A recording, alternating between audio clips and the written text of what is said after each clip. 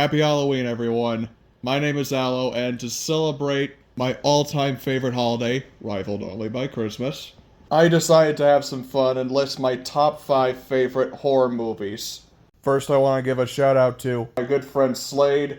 He's a YouTuber. I will give the link to his channel in the description. He made a video talking about his top 5 favorite horror movies, and that was the inspiration for this video. Done wasting time. This is my top 5 favorite horror movies.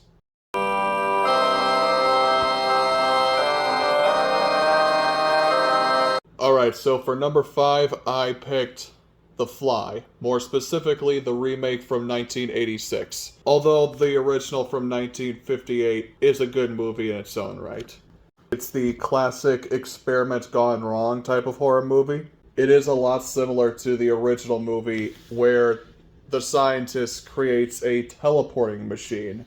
When he gets inside the machine to test it out, a fly gets stuck in there with him, and when he turned on the machine, their molecules got all rearranged, but instead of finding snowy white hair and glowing green eyes, he found himself with a fly head. Or at least that's what the original did.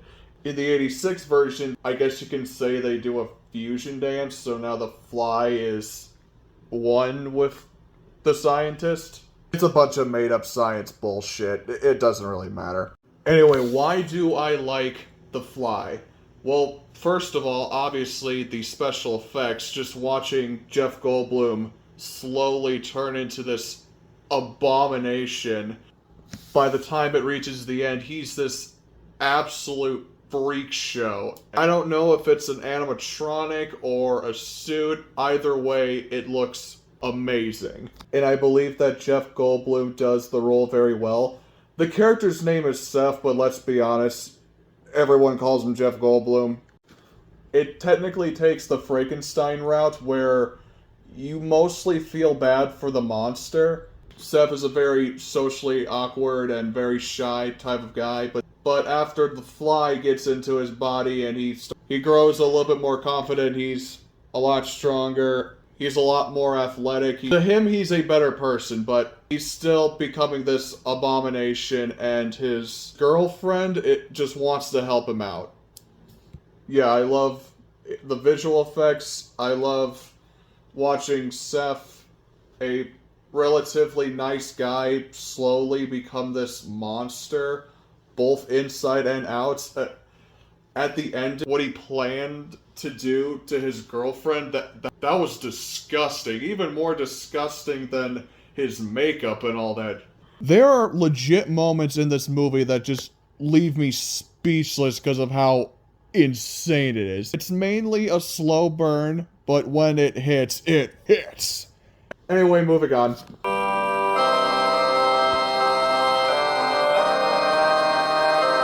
For number 4, I got Alfred Hitchcock's Psycho. Ooh, this one's good. I'm pretty sure this was my very first Alfred Hitchcock movie that I've ever seen, and whew, I instantly became a fan of his. There's something about the music and with the black and white, it always feels like something bad is gonna happen. Or you're just waiting, chewing at your fingernails, or something is about to happen. What is going on? I was just on the edge of my seat waiting for something to happen. And of course, the main character is Norman Bates, played by the late Anthony Perkins. Norman is a extremely interesting character. It's one of those movies you have to see to understand, and obviously everybody knows about the shower scene. It is one of the most iconic scenes in movie history, and I'll be honest, throughout the movie, I was just kinda, yeah, okay, this is pretty good, but, oh god, when it reaches the end and you find out, my jaw hit the floor. It just turned my whole world upside down. It is one of those movies, okay? Next.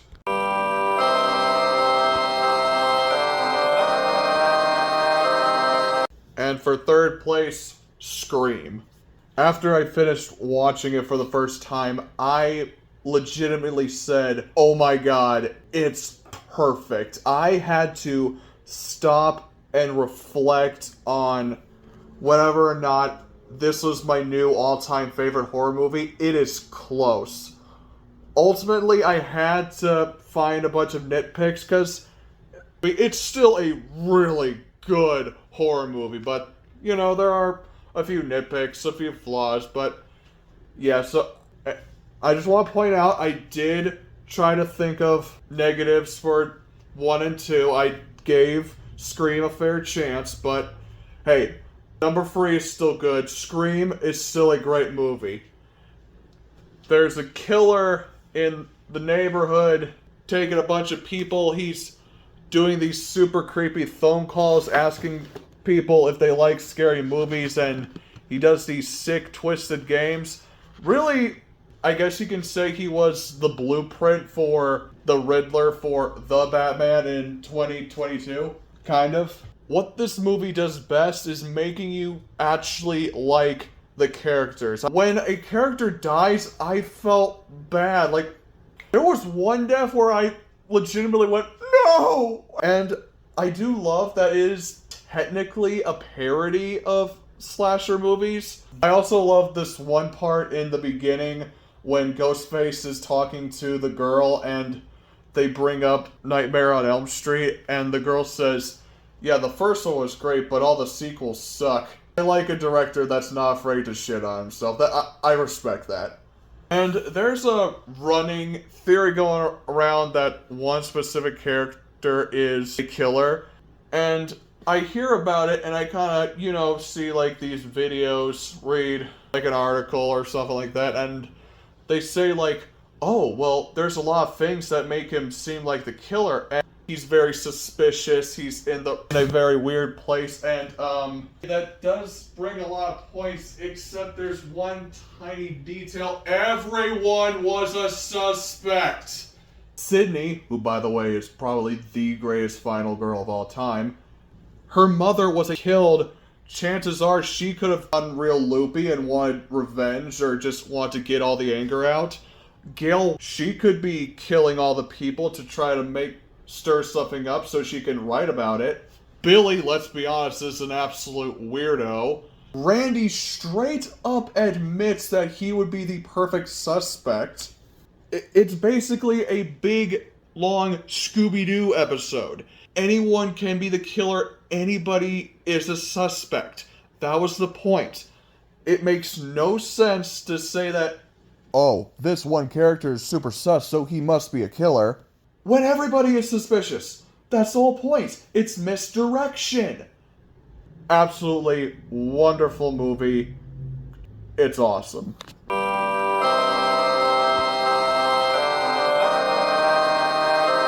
For number 2, I've got The Bride of Frankenstein. Hands down my all-time favorite Golden Age horror movie.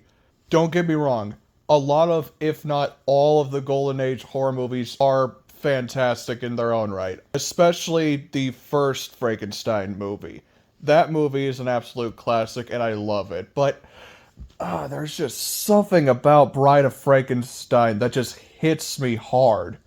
Like, this movie got me crying. The monster is constantly harassed. Then he finds a friend, and the old hermit, he just seems so nice. The way he talks to the monster, it's beautiful. I love this movie. I cannot stress that enough. And then later on, the monster is given a chance to not be alone, to have a partner. And things just go south for him. God, it's hard to explain why I love this movie, but it's really good.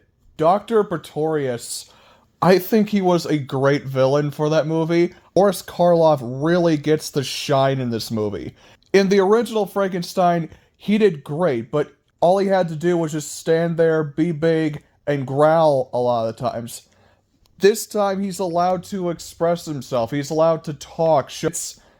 It's fantastic. Okay, I think I've said enough. Bride of Frankenstein, one of my all-time favorite movies. Not horror movies, movies.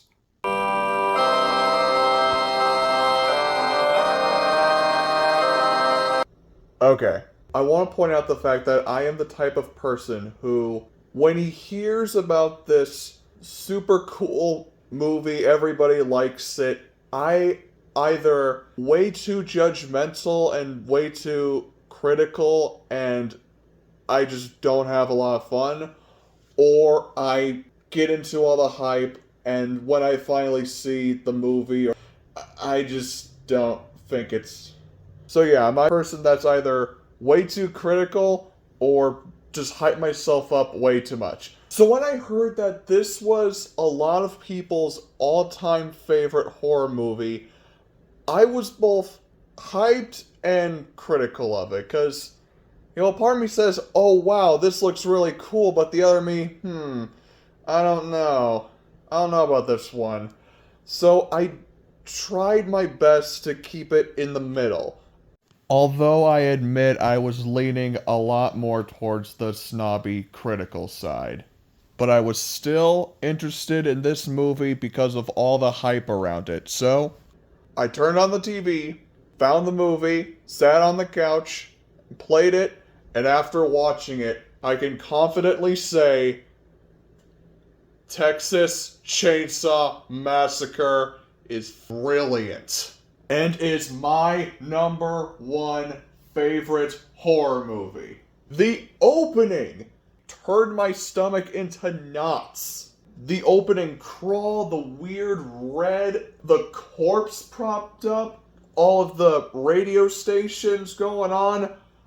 If a movie can get you hooked and terrified at the same time just by the opening credits, meaning the movie hasn't even started yet, it is not only a great movie, it is goddamn legendary.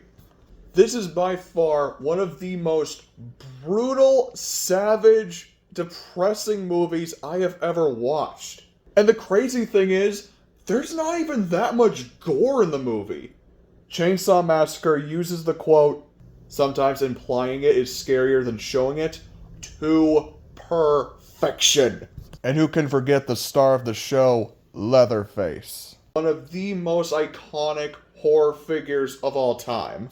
When I was talking about Scream, I said that that movie was really good at making you like the characters. Texas Chainsaw Massacre makes you feel bad for the characters.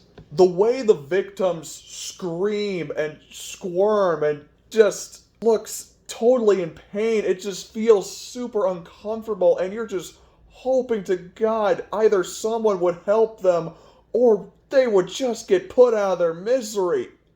The best analogy I can come up with to explain the difference between people dying in Scream and people dying in Texas Chainsaw Massacre, imagine you have a pet. It could be a cat, a dog, a lizard, an emu, I don't care. And you absolutely love this pet. You adore it to death. And then, suddenly, it gets killed. Think about your pet getting killed. Think about your pet getting run over by a car and just instantly dying versus watching your pet get brutalized, tortured, killed, hearing it scream in pain, hearing it yelp, or watching it in pain. That is the difference between Scream and Texas Chainsaw Massacre. Scream is the car that just hits your pet and kills it. Texas Chainsaw Massacre lets you feel the brutality. Okay, just one more thing I want to add. First time I watched this movie, I felt that wasn't a good final person. Because she just didn't really stood out as much as the other characters did. I thought she was kind of boring, honestly. And I just thought to myself, she was super boring. I mean, you could literally take anybody in her place. You can just imagine easily that anybody can be in her situation. Oh, this movie is so good. I can't even hate this movie when I try. I think all 5 of the movies are brilliant, but Texas Chainsaw Massacre It's just levels upon levels of genius. That's it. See ya.